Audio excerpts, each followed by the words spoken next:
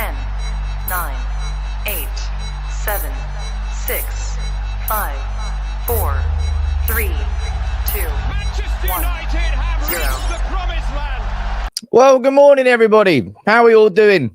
Sam here, United People's TV. It's the 22nd of September today. I really have got to remember that. But look, let's get all the introductions aside. You let me know where you're watching from in the comments. But we're here to talk about reports that a consortium bid has gone in to buy 26% of Manchester United with a value on that 26% of £1 billion pounds, as Dr. Reaver would say.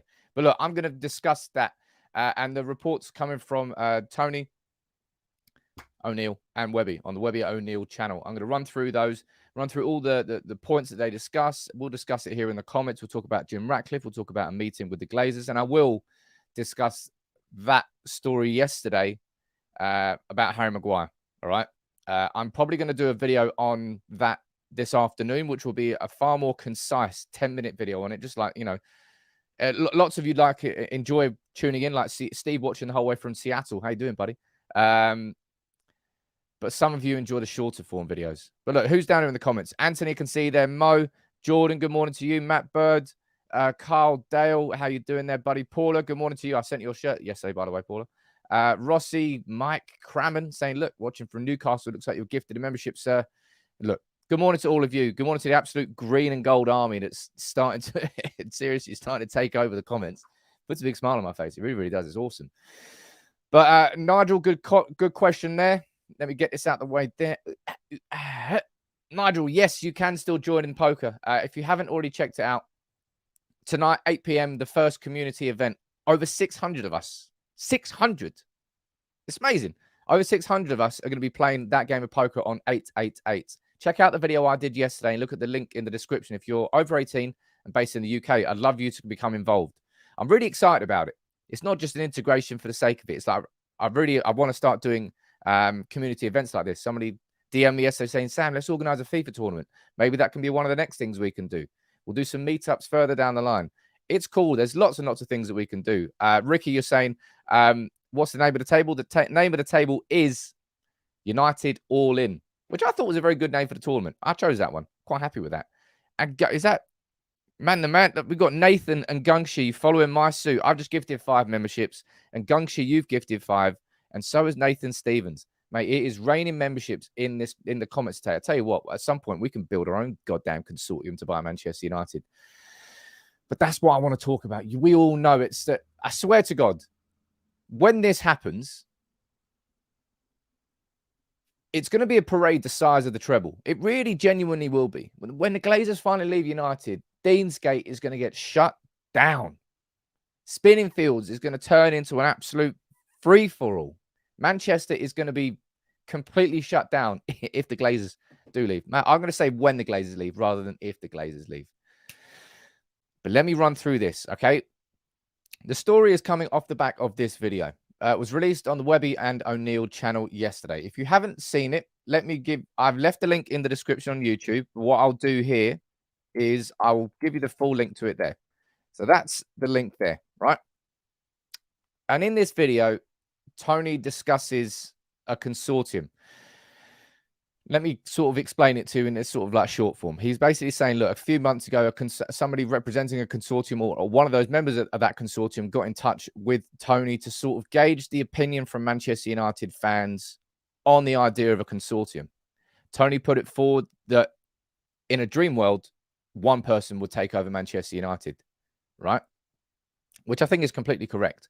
Because if you get 5 cooks in there, there's potential for conflict. There's potential for disagreements. If you get one person leading it, whether or not that person makes the right decision or not, you wouldn't really get those disagreements. So I do agree in the idea of one owner being better than the idea of a consortium. But this consortium, he said, has now put in a bid to Manchester United of £1 billion, and that's valued at 26% of the club. So that would put an overall value of Manchester United of just shy of 4 billion, which I'll be completely honest, it's a little bit short of what I thought it was going to be. It's significantly more than what Chelsea just got sold for. you can say, Sam, Chelsea went for like 4.25 billion, but that included a promise of 2 billion to be spent on stadium developments, on the club itself. I think in terms of the actual overall value that Chelsea had, it was around about 2.5 billion. So if that bid has gone in for near, well, it wouldn't be for near 4 billion, but it would value Manchester United at overall nearly 4 billion. And I can see down here in the comments, quite a lot of you saying, Sam, what are you doing? Like, it's not what am I doing? But 26%, it's not enough. Sure, it's not enough. But it would be a fucking major step. It really would be. Now, remember how the Glazers took over Manchester United? It was by an accumulation of shares. They bought up as many of the shares as they possibly could. And then, obviously, Magnier and McManus, I think it was, when Fergie fell out with them, Rock of Gibraltar. Geez, don't need to get into that situation story again. They ended up buying those shares, and they ended up getting a certain amount. I think it was like 60... What is it, like 69%? There's a certain percentage you have to hit where you have to then put in a bid to buy the rest. And then Manchester United sold the rest to them. 26% is not going to take away the ownership and the power from the Glazers, but it would be a substantial part of it.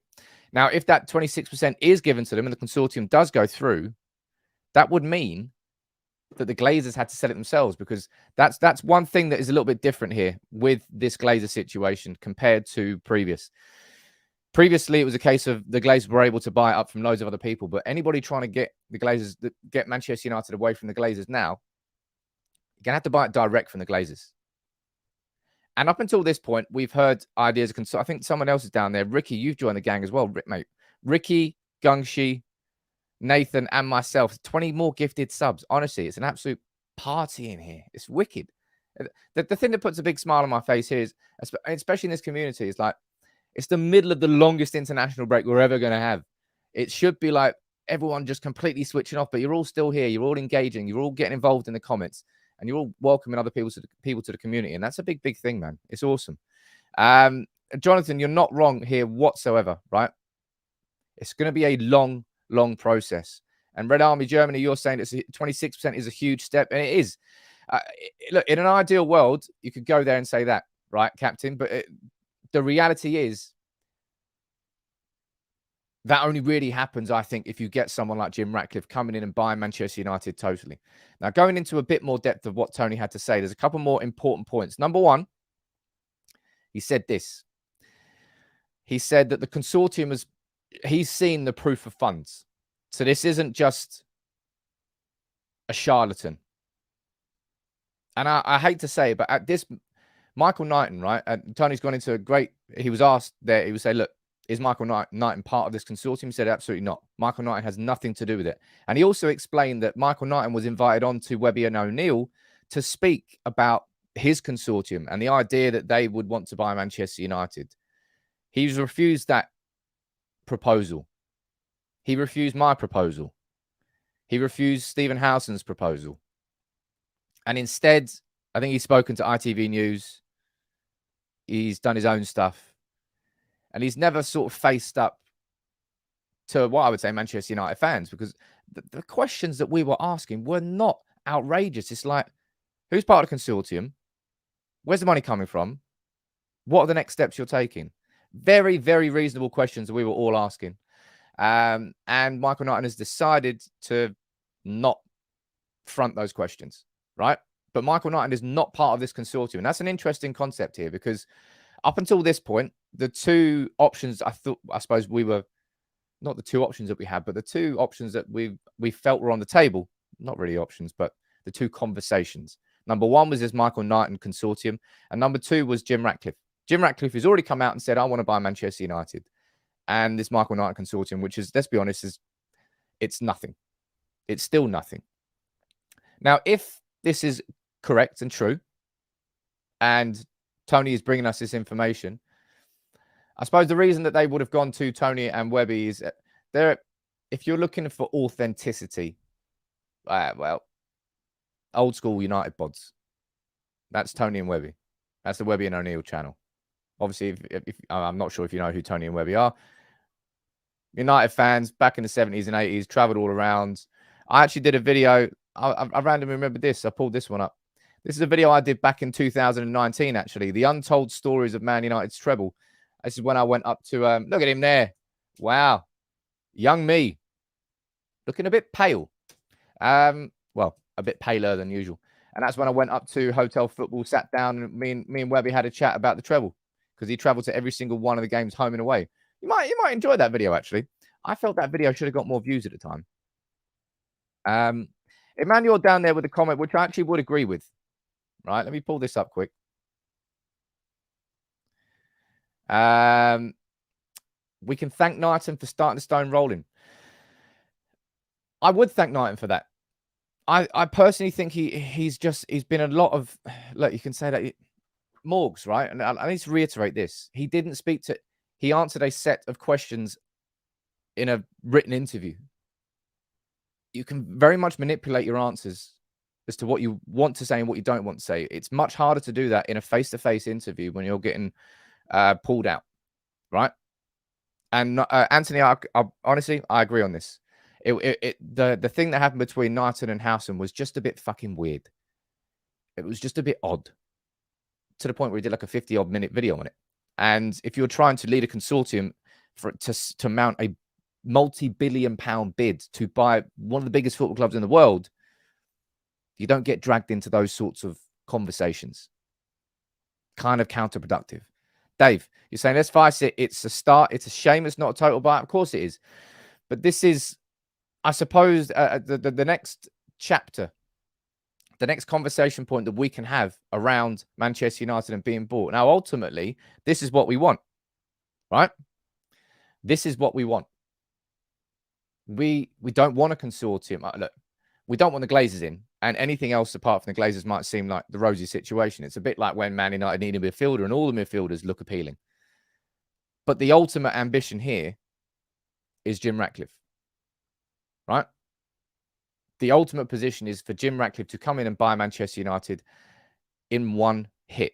Now, going back to this video from Tony, he's saying that Jim Ratcliffe, the conversations have happened, that they are in talks. Whether that would, I don't see why Jim Ratcliffe would become part of a consortium. I don't see what benefit that has for him, because it would take away some power from him. If he wants to buy it, he's made it this very clear previously. Jim Ratcliffe's representative said, look, I'd be interested in, Jim Ratcliffe would be interested in having a conversation about part ownership, but only if it was as part of a path towards full ownership.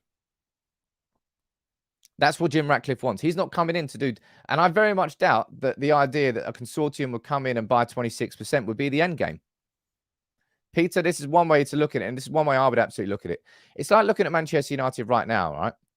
I could look at United this season, and I could be pissed off. I could be frustrated that we didn't go out and spend another 80 million on a striker.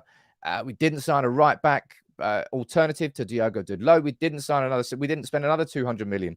But the realist in me would say, well, we've had a pretty damn good summer, I think, overall, in terms of the signings we made, not in how we structured it.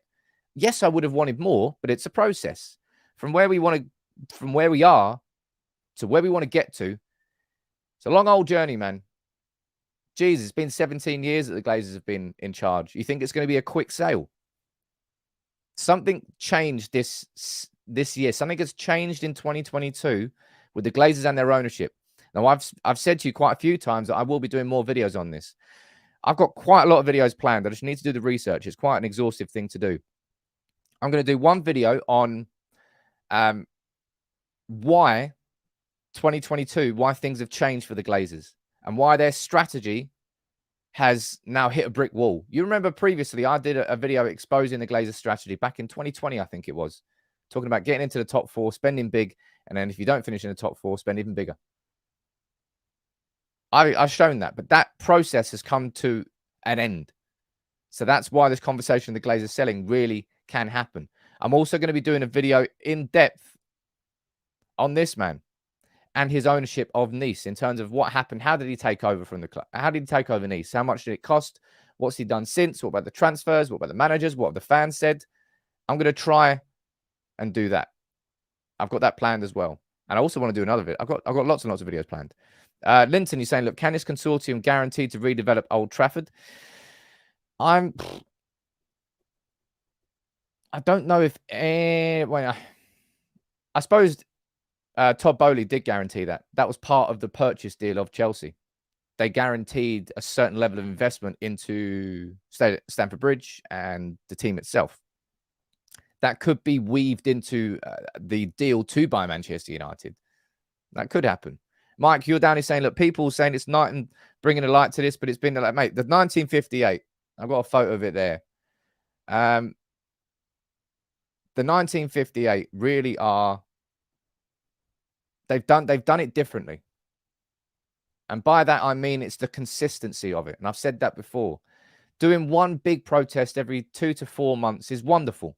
It sends a big message. But then if that message just kind of mutes down and disappears and quietens, then it takes away from the validity of it a little bit. And that's what the 1958 have managed to do. And it's difficult as hell to mobilize that amount of people for every home game and to keep going and going and going and going and going. And the next home game, guaranteed there's going to be another protest.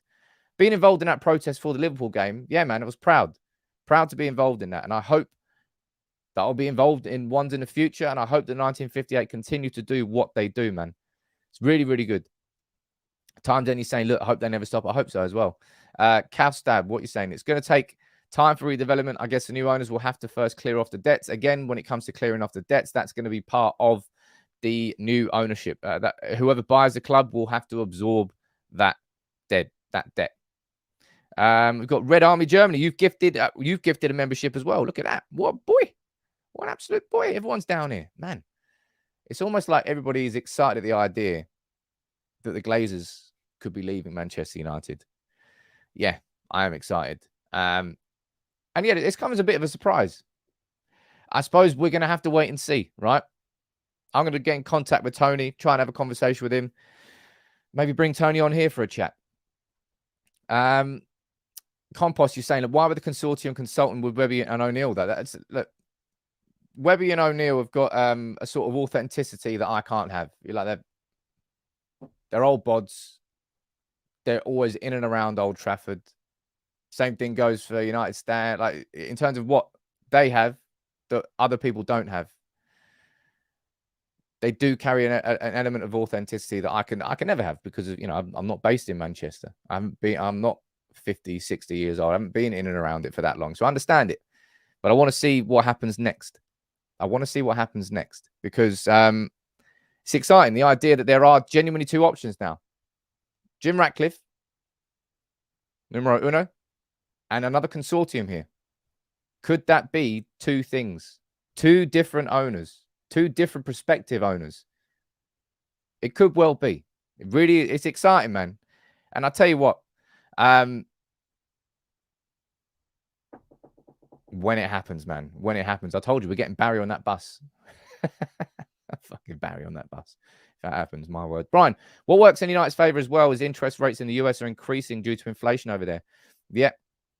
It's true enough. The markets are starting to recover a bit. I mean, the price of United has gone up quite a bit in the last 3 to 4 months in the share price.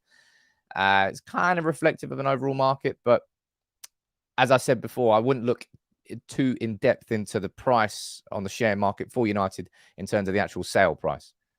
Don't think they're particularly related. Warren, you've joined the gang as well, dropping in 5 memberships.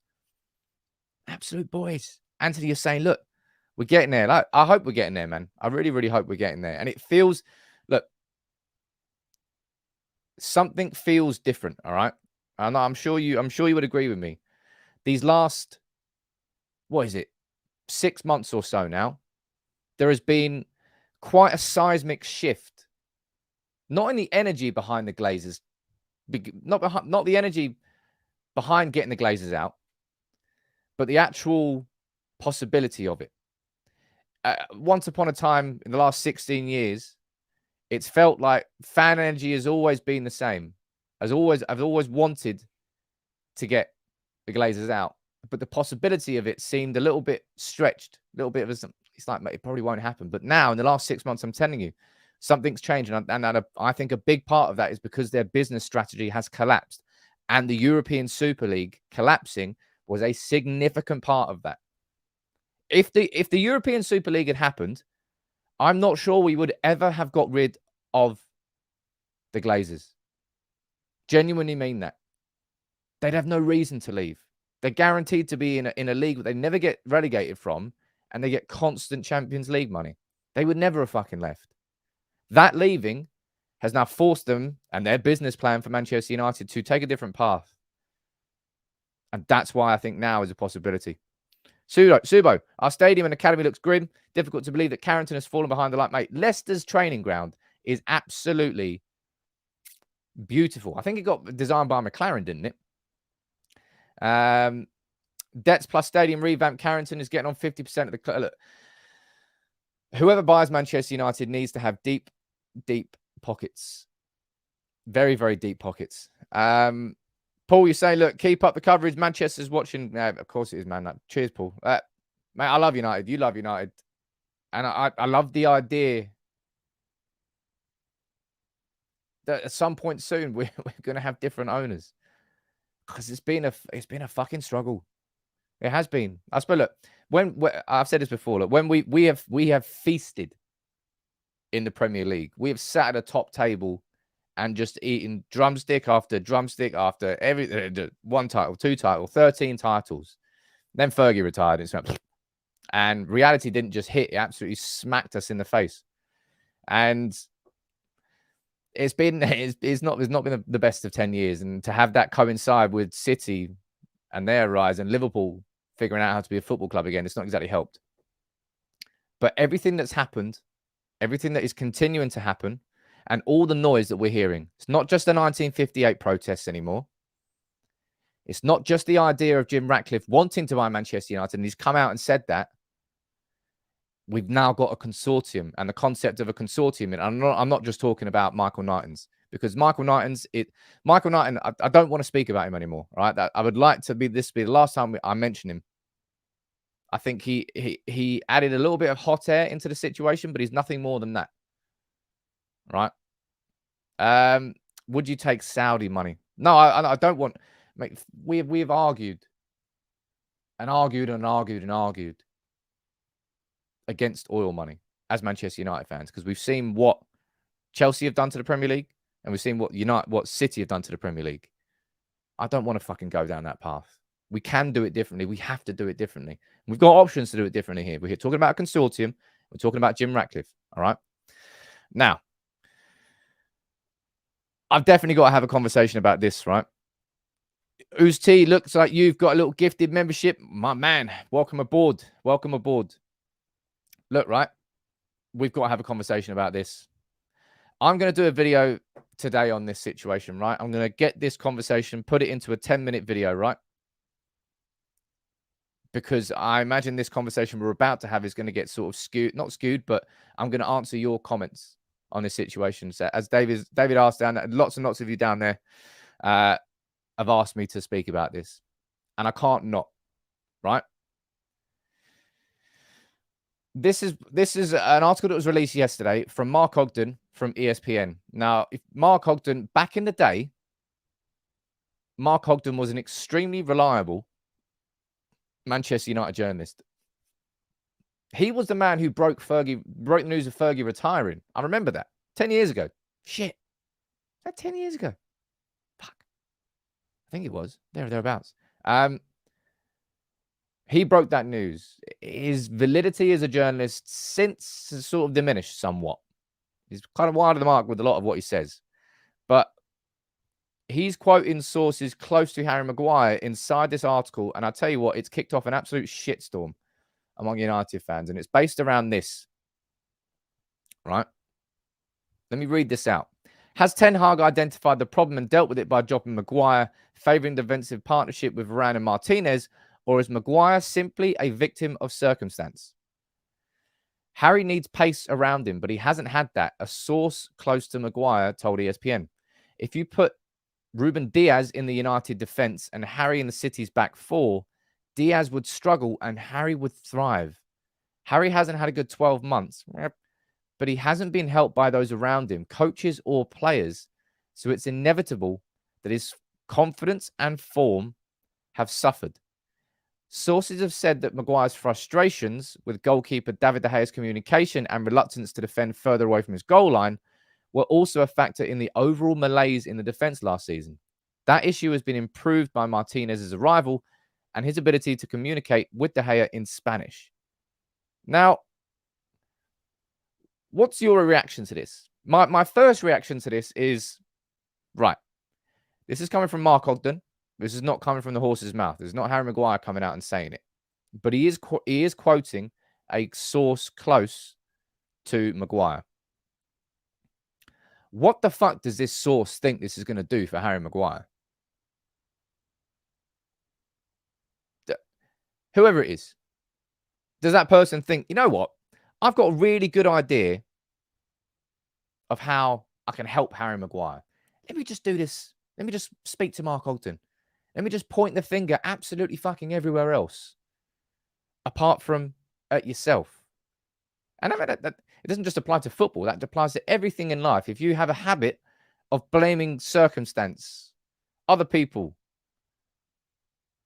instead of yourself when things go wrong, you probably will struggle.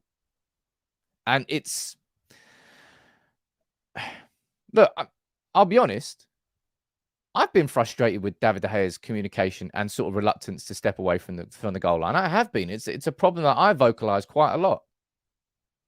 But, I mean, look, I see De Gea speaking perfect English in interviews. I can't imagine if Maguire was going to try and speak to De Gea. He would just look at him with a strange look in his face going, it's a bit weird. What's he doing? I don't know. No, De Gea can fucking speak English. Don't use that as an excuse. And I don't know. It's really fucking weird. It's a really weirdly timed, really weirdly phrased article. Like, Maguire has been benched correctly.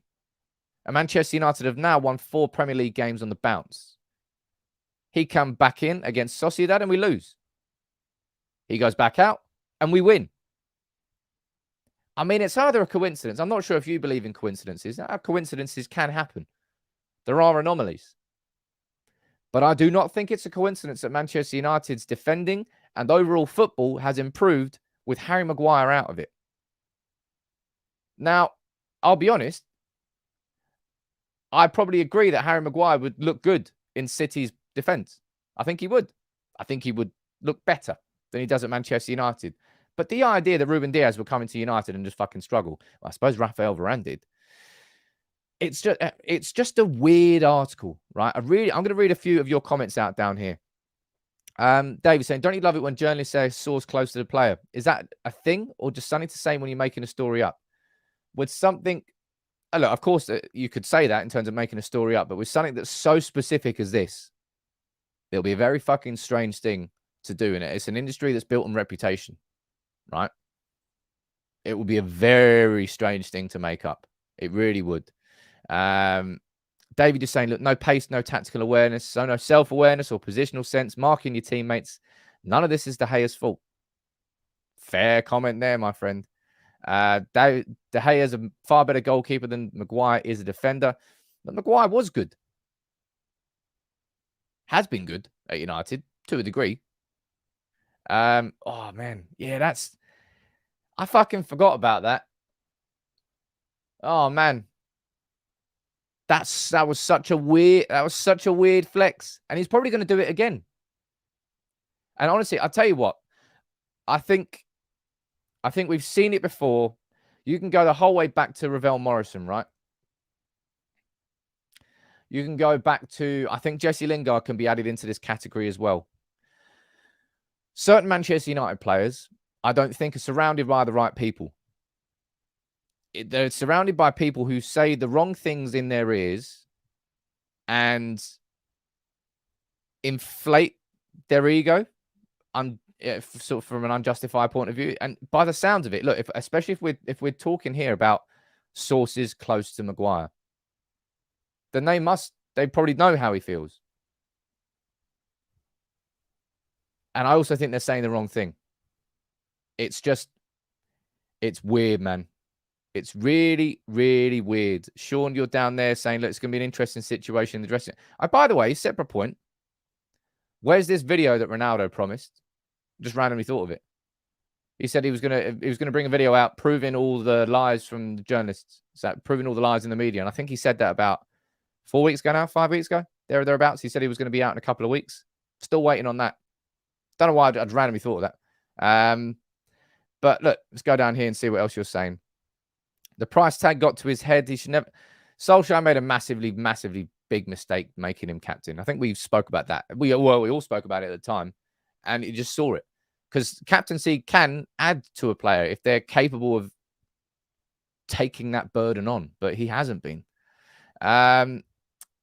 See what else is saying here.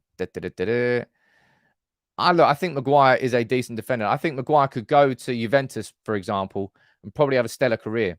Maguire is, for me, probably the first name on the sell sheet for Erik ten Hag next summer. I think so anyway. Super chat here from someone. Subo saying, concerned about your deep pocket statement. Can Jim really battle with the likes of Qatar, UAE, Saudi, and Egypt? No, they can't. But look, I suppose if Jim Ratcliffe was to put a bid in, it'll be like a grander version of Man United buying Tyrell Malacia. Leon agreed a deal with with Feyenoord for Malacia, and United said, nah, we just came over the top and added a couple of million on. If Jim Ratcliffe agrees a fee with the Glazers to sell Manchester United, technically you could have Egypt or UAE or anybody else coming in and adding $1 billion on top of it. That could happen. You can't rule that out. I just hope it doesn't happen. What else are you saying down here in the comments? I've just said it there. I think Juve. I think Maguire would be an excellent defender in Serie A. And I think he's probably going to go for, if we can get 30 million, or he'd be fine with that. Or he'd be fine with it. I think United would be as well. Mate, Gungshi down here. Mate, Gungshi's having an absolute party in the comments. Dropping another 5 memberships. Maybe it's the idea that Maguire might be sold. Harry Maguire is a player that United should never... Look, power of hindsight and all that, Tyler. You'd probably say the same thing about Paul Pogba. You'd probably say the same thing about Angel Di Maria. Quite a few players that you could say that about when it comes to Manchester United and our transfers over the last 10 years. But look, this Maguire situation, look, it's a bit weird, isn't it? Even Chiellini's getting involved. I'm sad for Harry Maguire, he said, because he's a good player. They require too much of him. Just because they paid 80 million for him, he has to be the best in the world every match. It's not right. And neither is that fucking comment. Because at no point do we expect Harry Maguire to put in an 11 out of 10 performance every single game. Fuck no. What you expect from your centre-backs is consistency. That's the big word that has eluded Harry Maguire's. I mean, he's had consistency in availability. I think he was the first player since Gary Pallister in 1994 to play every Premier League minute for Manchester United. His consistency in availability was why Solskjaer loved him so much. He could just rely on him to play. Couldn't rely on him to be that good, but he could rely on him to play. And that's the biggest credit I can probably give to Harry Maguire as a footballer at United, his fitness. But fuck me, it's weird. As I said, it really strikes me as odd that this article came out and those comments from a source close to Maguire. Now, I can't and I won't go as heavy and hard on Maguire for this because I think it's a little bit unfair because it's coming from Mark Ogden. It's coming from a source close to Maguire. It's not coming from the horse's mouth. But the video later is going to be, look, we need to talk about Captain Harry Maguire again. Again, we need to. When we shouldn't be talking about him. The dude's on the bench. The dude's in the shadows where he should be. And it's bringing him back into the limelight for the wrong reasons.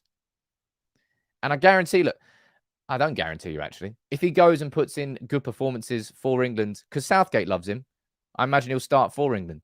In the same way that Southgate loves Shaw, because what he's seen from Shaw and Maguire in an England shirt is very different to what he's seen from Shaw and Maguire in a United shirt. And Jonathan, I don't think you can rule this out. I think that's a fair comment. Where's it gone? Talking about unsettling a dressing room. Maybe. And that's why, for me, I can't go as hard on this as I've done previously with Maguire. We need to talk about him again, sure. But it's just a bit like, you're a bench player now, man. And you will be a bench player at Manchester United until, in my opinion, you get sold in the summer. Because we won't struggle to sell Maguire. You might disagree with that. I don't think we'll struggle to sell Maguire. I think we'll struggle to sell him for the money that we want to sell him for. But there will be plenty of suitors for Harry Maguire. And I think Italy will probably be where he goes. But yeah, I'm going to do a video covering all that later on this afternoon. What else are you saying down here? Harry to Olympiacos or Panathinaikos. The Greek love him. Look at that. Who knew? I'd love to live in Greece. Go in Cyprus, though. Boop, boop,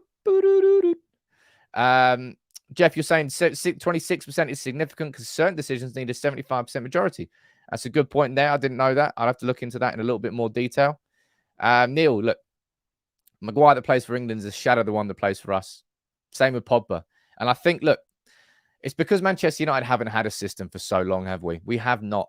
And I know that players like Maguire, like Pogba, and like so many others have struggled because of that lack of clarity. And we've got that clarity. And I said it going into the season. I said, I just do not understand how Harry Maguire is going to play in a system that has a high line.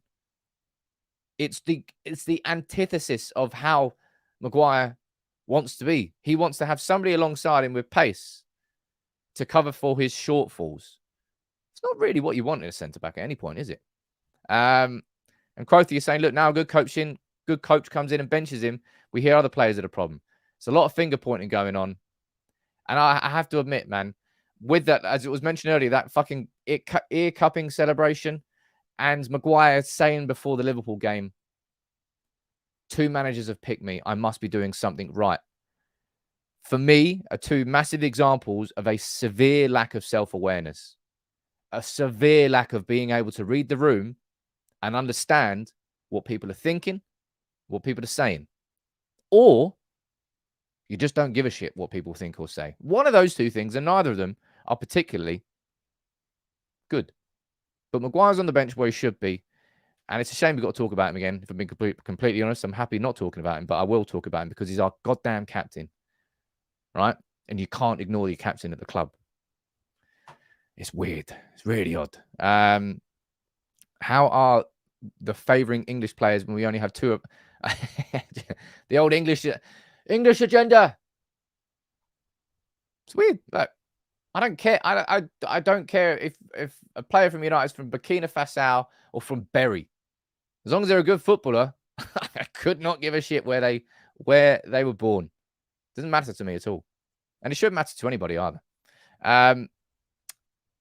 Moving on to another conversation here. Let's quickly wrap up with this one. Frenkie de Jong was speaking about, he was questioned. You know what the international break is like. It's where you get all the transfer stories coming back again. He was questioned about Barcelona, what happened in the summer, and X, Y, Z. And this is what he said.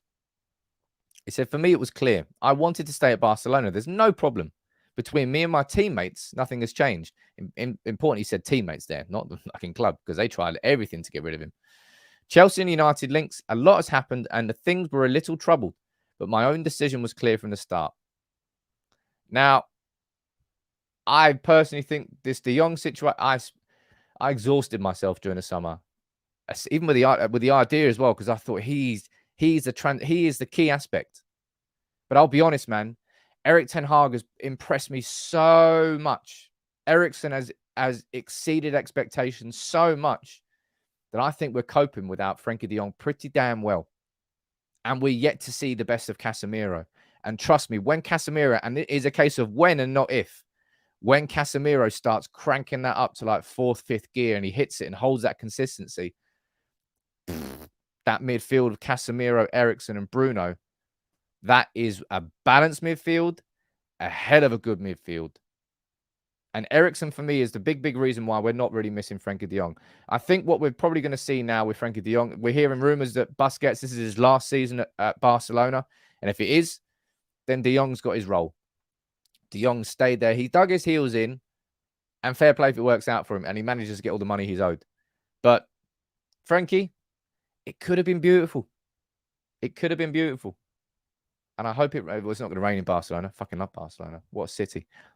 What a city. Look, last couple of minutes of the show, I'll run through any questions that you've got, and I'll quickly have a wrap up, because I think today's quite an important one to have a wrap up on.